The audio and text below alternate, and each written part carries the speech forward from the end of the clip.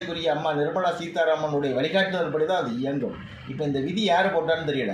நேரடியாக reserve bank போட்டுச்சா, இல்லை மத்திய நிதியமைச்சகம் ரிசர்வ் பேங்க் கைட்லைன்ஸ் கொடுத்து அதன் மூலமாக வங்கிகளுக்கும் நிதி நிறுவனங்களுக்கும் ரிசர்வ் வங்கி கவர்னர் அனுப்புனாரா அப்படிங்கிறது எங்களுக்கு தெரியல. எது எப்படியா இருந்தாலும் சரி, சாமானிய ஏழை நடுத்தர மக்கள், விவசாயிகள், மீனவர்கள் உள்ளிட்ட அனைத்து தரப்பட்ட மக்களையும் பாதிக்கக்கூடிய இந்த புதிய ரிசர்வ் பேங்குடைய விதியை, நகைக்கடன் விதியை எங்களுடைய பேராசிரியர் பெருமதிப்பிற்கு மரியாதைக்குரிய ஜெயசீலன் அவர்களுடைய கோரிக்கையை ஏற்று, தமிழக முதலமைச்சருடைய கோரிக்கை ஏற்று, பிற அரசியல் கட்சி தலைவர்களுடைய கோரிக்கை ஏற்று உடனடியாக மத்திய அரசும் ரிசர்வ் வங்கியும் மத்திய நிதி அமைச்சகமும் இந்த புதிய விதியை ரத்து செய்யணும்.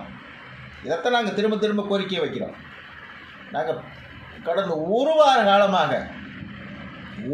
காலமாக ரிசர்வ் வங்கிக்கு நாங்கள் சொல்லி பார்த்தாச்சு, நிதி அமைச்சகத்துக்கு சொல்லி பார்த்தாச்சு, கிணத்துல போட்ட கல் மாதிரி கிடக்குறாங்களே தவிர ஒரு ரியாக்ஷன் கிடையாது.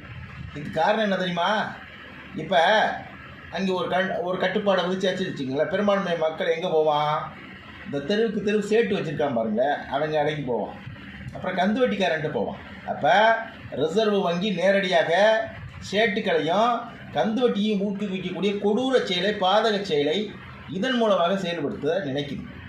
இதை வன்மையாக கண்டிக்கிறோம், எதிர்க்கிறோம். இன்றைக்கி பல்வேறு கட்சிகள் ரிசர்வ் வங்கியை முற்றுகையிட்டு ஆர்ப்பாட்டத்துக்கு துணிஞ்சிருக்கு. அடுத்தடுத்த நாட்கள் ஆர்ப்பாட்டம் செய்ய போகிறாங்க.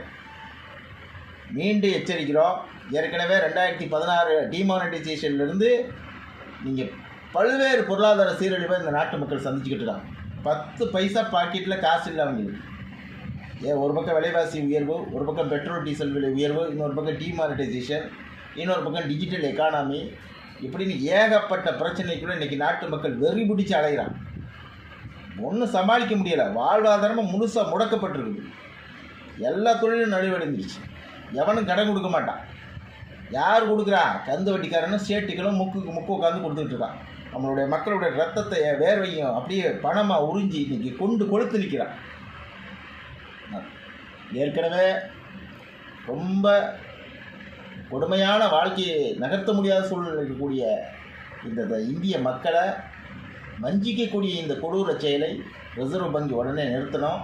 இந்த 9 விதி மட்டுமல்ல, ஏற்கனவே ஒரு 3 மாதத்துக்கு முன்னாடி போட்டிங்கள்ல, அசலும் வட்டியை சேர்த்து கட்டி அதுக்கப்புறம் தான் நீட்டிக்கணும்னா அந்த விதியை சேர்த்து ரத்து பண்ணணும்னு சொல்லி நாங்கள் இதன் மூலம் கோரிக்கை வைக்கிறோம்.